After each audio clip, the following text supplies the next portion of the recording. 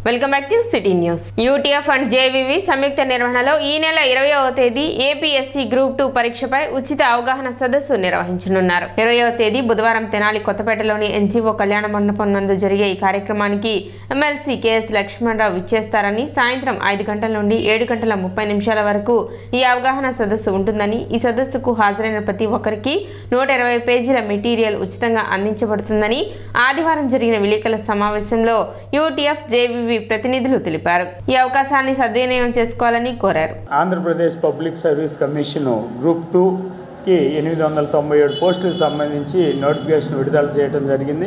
మరి గ్రూప్ 2కి సంబంధించి ఏ విధంగా ప్రిపేర్ అవ్వాలి, ఆ సిలబస్ ఏ విధంగా ఉంటుంది, ఎలా సన్నద్ధత అయితే విద్యార్థులు మరి ఎవరైతే వీటికి ప్రిపేర్ అవుతున్నారో వారు ఆ పోస్ట్ సాధించడానికి అవకాశం ఉంటుంది, ఏ రకమైనటువంటి పోస్టులు ఆ నోటిఫికేషన్లో ఉన్నాయి తదితర అంశాలని ఈ అభ్యర్థులకి అవగాహన కల్పించడం కోసం మరి 20వ తారీఖు, ఈ నెల 20వ తారీఖు అంటే బుధవారం రోజు ఈ స్థానిక మన ఎన్జీఓ కళ్యాణ మండపంలో సాయంకాలం 5 గంటల నుంచి 7:30 గంటల వరకు ఒక అవగాహన సదస్సు ఏర్పాటు చేశారు.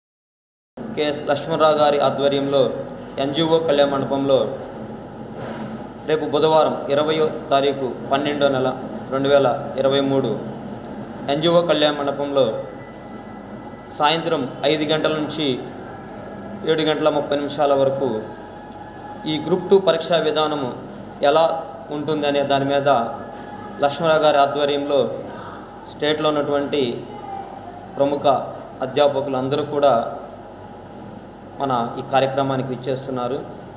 దాంట్లో గతంలో జరిగిన పేపర్ కంటే ఈసారి ఈ గ్రూప్ 2 పేపర్ మోడల్ మార్చినారు.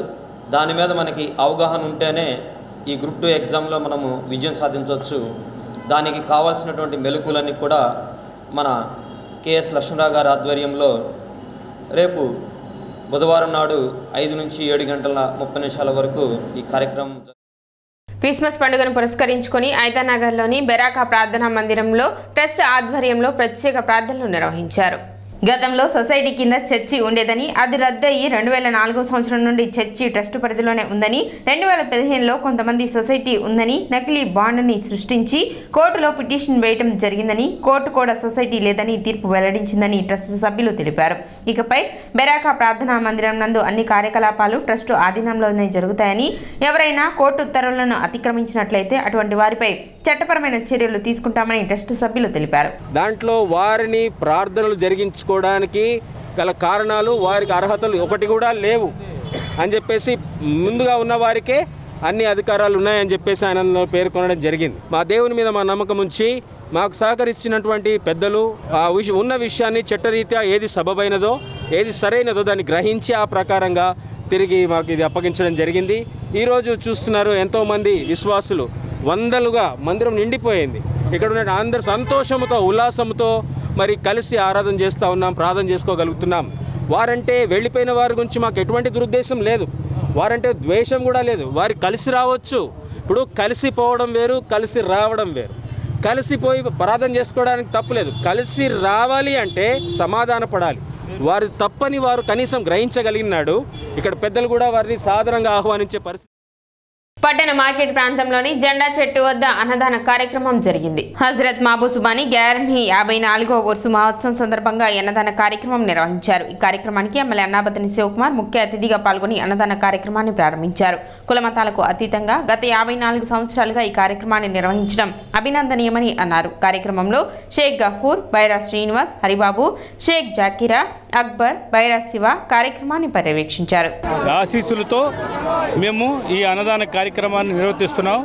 54 సంవత్సరాల నుంచి కూడా హజరత్ మహబూసుబాని గారి గ్యార్మీ ఉరుసు చాలా వైభవంగా కన్నుల పండగగా జరుగుద్ది. ఆ ఉరుసు సందర్భంగా పేదలకి అన్నదానం జరుగుద్దండి. పగలు సాయంత్రం 2 పూట్ల జరుగుద్దండి. ఈ స్వామివారి మహత్యం చెప్పాలంటే చెప్పనలమి కాదండి. రుద్రానంద సైకిల్ సంస్థ అధినేతలు ఏదో కష్టంలో ఉండి స్వామివారిని వరం కోరుకుంటే వారి వరం తీర్చంగానే ఆ భక్తులు వచ్చి స్వామివారి దగ్గర తమ యొక్క మొక్కుబడులు తీర్చుకున్నారండి. కార్తికేయ డాల్ మిల్ వారికి వారికి ఈ 25 ఏళ్ల నుంచి ఎవరికీ దక్కని గౌరవం దక్కింది. గురువు వెంపటి చినసత్యం వద్ద నేర్చుకున్న కూచిపూడి నృత్యం నన్నింత స్థాయికి చేర్చిందని సినీ నటి నర్తకి మంజు భార్గవి అన్నారు. తెనాలి రామకృష్ణ కవి కళాక్షేత్రంలో నిర్వహించిన స్వరలయ వేదిక రజతోత్సవ సభలో ఆమె మాట్లాడారు. దానిలో తర్ఫీదుతో శంకరాభరణం సినిమాలో పాత్ర చాలా సులభంగా చేశానని, ఎత్తుగా ఉండడంతో శ్రీనివాసుడు వంటి పురుష పాత్రలు చేయించారని, భామ కలాపంలో సత్యభామ పాత్ర కూడా ఆ కోవకు చెందిందని, కూచిపూడి నృత్యంలో భంగిమలు తదితరాలు దానికి ఎంతో ప్రాముఖ్యతను సంతరించి పెట్టాయని తెలిపారు. జీవన సాఫల్య పురస్కారాన్ని అందుకున్నందుకు ఎంతో గర్వపడుతున్నానని మంజు భార్గవి వెల్లడించారు. ఈ రోజునే ఇలా నిల్చొని ఉన్నానంటే నా పట్టుదలే. అది ఏ సిచ్యువేషన్ వచ్చినా it's do or die situation, చేస్తావా చేస్తావా. సో ఇలాగే శంకరాభరణంలో ఒక్కొక్క షాట్ అసలు విశ్వనాథ్ గారు అంటే ఆ ఎక్స్ప్రెషన్ కానీ అది ఫీలింగ్ ఫ్రమ్ ఇన్సైడ్ కానీ, ఇది ఒక కూచిపూడి డాన్స్లోనే ఈ పద్ధతి ఉంది. ఎందుకంటే భరతనాట్యం చూడండి స్టెప్ కాబట్టి నృత్యాలు చేస్తే నాట్యం ఉండదు, నాట్యం చేస్తే అభినయం ఉండదు. ఇక్కడ కూచిపూడిలో స్టెప్స్, బాడీ లాంగ్వేజ్, ఎక్స్ప్రెషన్ అన్నీ ఒకటిగా కలిసి వస్తాయి. మీరు ఏ మూమెంట్ చేసినా సరే, ఏ ఐటమ్ చేసినా సరే. ఈ కూచిపూడి డాన్స్ నేర్చుకున్నందువల్ల నాకు ఈ శంకరాభరణంలో నేను అభినయాన్ని కానీ ఆ బాడీ లాంగ్వేజ్ని కానీ అంత ఈజీగా చేయగలిగాను అంటే ఈ కూచిపూడి నృత్యమే. ఈ కూచిపూడి నృత్యం నేర్చుకున్నందుకు నాకు నేర్పించిన మా గురువు గారు, నాకు 43 years ఒకడే గురువు, డాక్టర్ వెంపటి చినసత్యం. నా హైట్ వల్ల నాకు అన్ని మేల్ క్యారెక్టర్స్ ఇచ్చేవాడు మాస్టర్ గారు. కృష్ణుడు, శ్రీనివాసుడు, దుష్యంతుడు, విశ్వామిత్రుడు అన్ని మేల్ క్యారెక్టర్సే. అది ఏమైపోయిందంటే శ్రీనివాసుడు నాకు తెలియకుండా నా బాడీ అంతా చాలా స్టిఫ్ అయిపోయింది అనమాట. ఆ పాస్చర్ అలా ఉండాలని నేను అనుకున్నాను. No this is not correct అని చెప్పి స్లోగా ఆ బాడీ మెల్లింగ్స్ అవన్నీ మామూలుగా సోలో ఐటమ్స్ చేసేటప్పుడు కాన్షియస్లీ నేను ప్రాక్టీస్ చేసేదాన్ని. ఒకరోజు అన్నారు, నువ్వు ఆడవేషం వేస్తే మగవాళ్ళలాగా ఉంటావే అన్నారు. చర్రమనింది. నేను ఆడదాన్ని, నేను మగవాళ్ళకి ఎందుకుంటాను అని అదొక ఛాలెంజ్గా తీసుకొని భామాకలాపం చేశాను. భామాకలాపంలో సత్యభామ క్యారెక్టర్ చేశాను అనమాట. చేస్తే ఆయన ఆడియన్స్లో కూర్చొని చూశారు బాంబేలో. చూసి చాలా ఎమోషనల్ అయిపోయారు. ముఖ్య అతిథి తెలుగు సాంస్కృతిక అకాడమీ చైర్మన్ నందమూరి లక్ష్మీ పార్వతి మాట్లాడుతూ, తెనాలి అంటే వినాలి అనే కదా అని అందరూ అంటున్నారని, పంచమ వేదం నాట్యం గురించి విశదీకరించారు.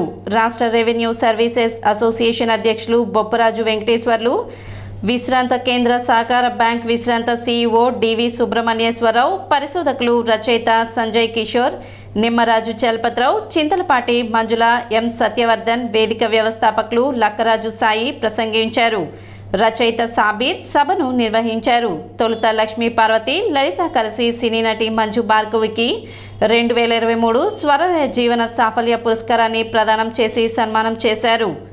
ఈరోజు ఉదయం బయలుదేరాం మేము 9 గంటలకి. తెనాలి రావడానికి 9 నుంచి ఇప్పటిదాకా అయిందనుకోకండి. వేరే హనుమాన్ జంక్షన్ ప్రోగ్రాంకి వెళ్ళి మళ్ళీ అక్కడి నుంచి ఇక్కడికి రావటం జరిగింది. బాగా టైర్డ్ అయిపోయి ఉన్నాము. అయినా సరే తెనాలి అంటే వినాలి అని కదా. అంత ప్రసిద్ధమైన తెనాలిలో రసజ్ఞులు, ఎంతోమంది కళాకారులు, అలాగే సాయి గారు లాంటి కళా పోషకులు, రచయితలు ఉన్నటువంటి ఈ ప్రోగ్రాంకి రావటం నా అదృష్టంగా భావిస్తూ, ముఖ్యంగా ఈ స్వరలయ వేదిక మీదుగా మీరు నిర్వహిస్తున్నటువంటి కార్యక్రమం 25 సంవత్సరాలు అవిచ్ఛిన్నంగా, నిరాఘాటంగా, నిరాటంకంగా మరి సాగిస్తున్నటువంటి ఈ కార్యక్రమం ఎంతోమంది కళాకారులు, ఎంతోమంది రచయితలు, ఎంతోమంది కవులు మరి వీరి ద్వారా సన్మానం పొంది, సన్మానం ఎంతనేది కాదు, గుర్తింపు ముఖ్యం. సన్మానం ఎం సైదారావు, ఏ ఆదినారాయణ, లలిత మనీషా, గోపి, సురేష్ బాబు, సుబ్రహ్మణ్యం, త్రినాథ్ గుప్తా తదితరులకు ఆత్మీయ పురస్కారాలను ప్రదానం చేశారు. ఈ సందర్భంగా ప్రదర్శించిన సాంస్కృతిక కార్యక్రమాలు, సంకీర్తనలు అలరించాయి. అంతరించిపోతున్నటువంటి యొక్క కళల్ని ఏదో ఒక రకంగా, అంటే ప్రతి క్షణం చూడండి చప్పట్లు కూడా మీరు కొట్టండి అని కోరుకుంటుంటాడు పాపం. అంటే ఆ స్థితి నుంచి ఆయన ఇన్ని ప్రోగ్రాములు నడిపి ఈ సంస్థని ఎలా బతికిస్తున్నాడో మాకైతే తెలియదు, కానీ ప్రోగ్రాంకి మమ్మల్ని రమ్మని ఆహ్వానించడం కూడా 2 నెలల ముందు నుంచే మొదలు పెడతాడు. ఎవరు వదిలిపెడతారు మిమ్మల్ని అసలు?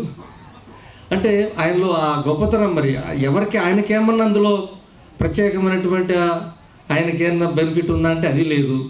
ఎందుకంటే ఇందాక ఆయనే చెప్పాడు, పక్కన మేడం గారు ఉన్నారు పాపం.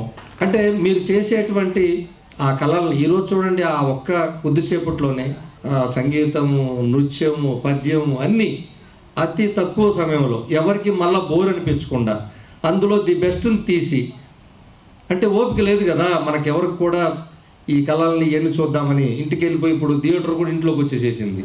సో ఈ సెల్ ఫోన్లో మొత్తం వచ్చిన తర్వాత రోజు రోజుకి వీటి మీద ప్రాధాన్యత తగ్గిపోతుంది.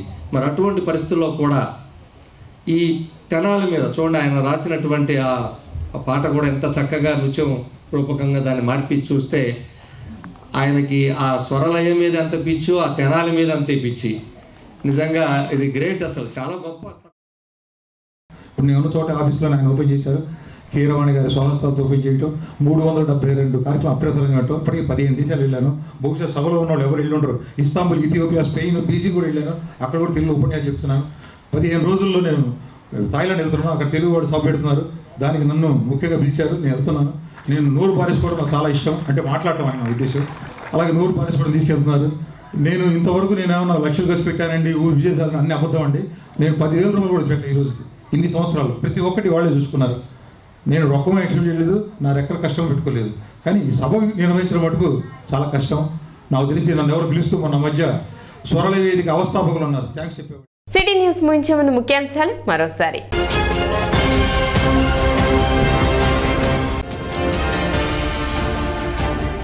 ఈ నెల 20వ తేదీ యూటీఎఫ్ అండ్ జేవీవి సంయుక్త నిర్వహణలో గ్రూప్ 2 పరీక్షపై ఉచిత అవగాహన సదస్సు.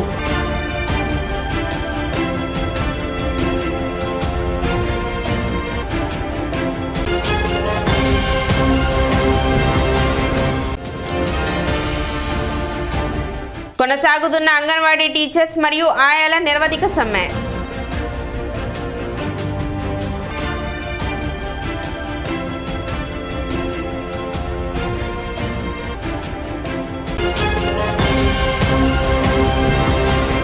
సిటీ న్యూస్ ఇంతటితో సమాప్తం. నమస్కారం.